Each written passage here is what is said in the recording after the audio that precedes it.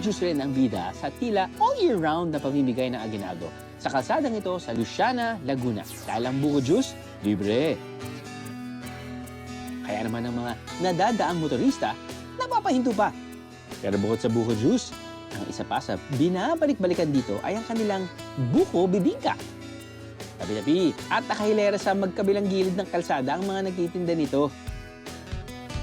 Isa sa mga pinakamatagal nang gumagawa ng buko bibingka dito, si Ate Minerva at ang kanyang asawa. Dito po kasi sa Luciana, kaya ang dami nagtitinda ng bibingka. Mura lang po kasi ang buko dito. Marami kasing tanim na puno ng niyog sa lugar. Ang isang bibingka ay 35 pesos. Mas makakamura kung bibili ng mas marami dahil 3 for 100 pesos lang. Panalo rin ang eco-friendly packaging na bayong na gawa sa pandan leaves. Libre yung buko, masarap yung bibingka. Actually, pwede ko bang matikman? Pwede po. Libre buko, libre bibingka. Grabe naman! Ay, hindi. 3 for 100 nga pala. Sorry. Mainit-init pa.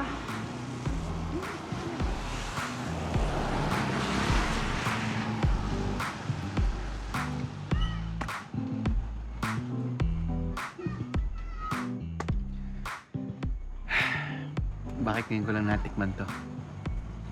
Sarap kasi mainit pa. Tapos nun, buko pa. Ayan pa yung libre yung buko! Yung free na po.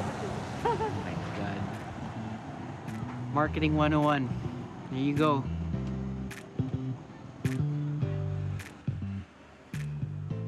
Tapos na, i-dip nyo pa sa buko. Ay, hindi. Ah, sorry. Alam ko pwede. Pero okay naman. Oh. Okay. Explain ko sa inyo. Bibingka. Number 1. Itong bibingka na to, walang itlog na maalat. Hindi ko gusto yon. Ako lang naman yun. Meron siyang buko sa loob at yung keso, yun yung kailangan mong alat.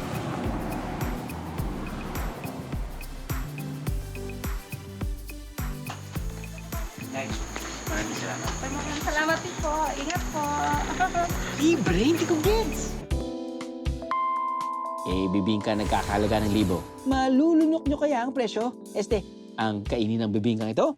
Presenting ang 4 cheese bibingka ng isang online shop. Meron itong quick melt cheese, queso de bola, queso puti, at parmesan cheese. Shala! Pero feeling ko naman mukhang malupit tong 1,100 pesos. 15 different bibingkas, pero yung mga maliliit, tama naman Hindi naman kailangan malaki. Good point Good point. Pero syempre, di mawawala sa variants nila ng bibingka ang Pinoy flavor. Ito naman ay ang latik bibingka na may suman bits pa sa loob. Dobling kakanin in every bite. So this is their 4 cheese bibingka.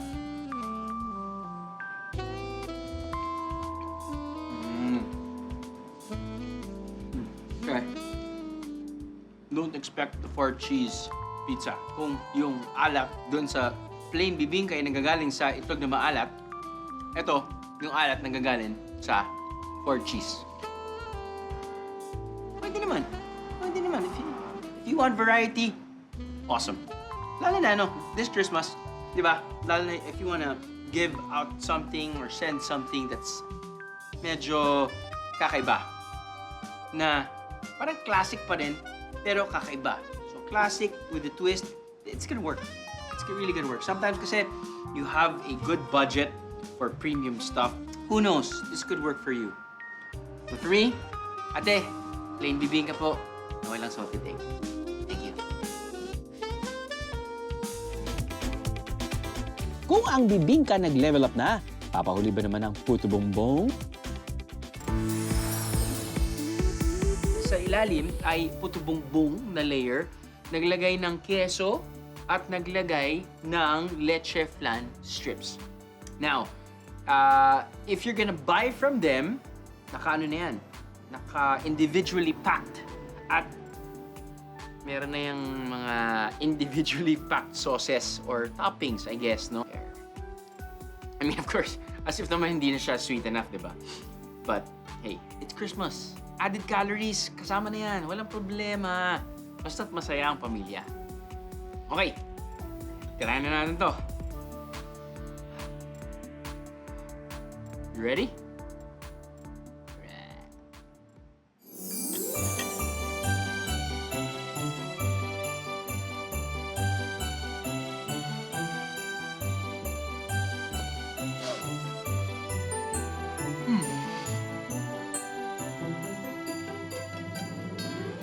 Importante kasi na may keso dahil doon nanggagaling yung alat.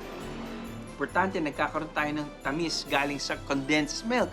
Importante na sobrang milky and creamy yung leche flan. At importante na may konting tigas din naman yung puto bumbong. So parang I think, alam mo yun, para siyang family gathering. Iba-ibang personality. Pero they come together as one every Christmas. Merry Christmas. Isa pang sikat na Pinoy Christmas dessert, gumagawa na rin ng pangalan abroad. Naging instant fan favorite raw ang ube halaya nang matikman nila ito. Ayon pa rin sa ating mga gumagawa ng ube, maraming mga balikbayan sa Europa, sa Japan, at sa iba pang bahagi sa Southeast Asia ang nag-uuwi ng ube halaya sa kanilang mga bansa. At isa sa mga kilalang gumagawa ng ube halaya, ang dinayo pa namin sa San Pablo, Laguna. Masarap pong ube dito sa San Pablo City dahil sa punong kahoy at sa puting ube na nilalahok, lalo na ang mga maraming gatas. Ang kanilang mga customer, kung saan-saan pang lupalong galing. Tulad na lang ng mga tita ko, lagi siyang may pasalubong na ube halaya at hindi siya mawawala sa pasalubong dahil ito nga ay paborito namin at masarap. Gawa sa 90% kamoteng ube at 10% kamoteng kahoy o balinghoy ang ube halaya rito.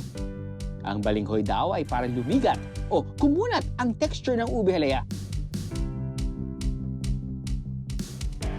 Bukod dito, meron din silang ube jam, cassava cake, at pinaghalong ube at cassava cake.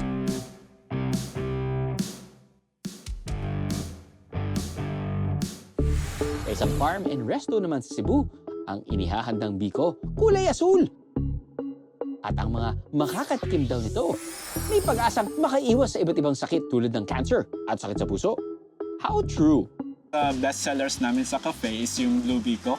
It was conceptualized during the lockdown kasi we have a lot of flowers na na-harvest sa farm. So, my wife decided to incorporate it sa menu sa cafe namin. So, we used the juice of the blue ternate para sabaw for the biko. That's what created the color of the blue biko. Ayun naman pala, dahil sa blue ternate, kaya kulay asul ang biko. May antioxidant properties ang blue ternate na kayang protektahan daw ang ating cells laban sa free radicals. Naks! Lasang ano po? Organic. Nox, organic. Nakatakot kasi iba kulay. Pero kapag nakapikit, isipin ko pa rin biko siya na kulay brown.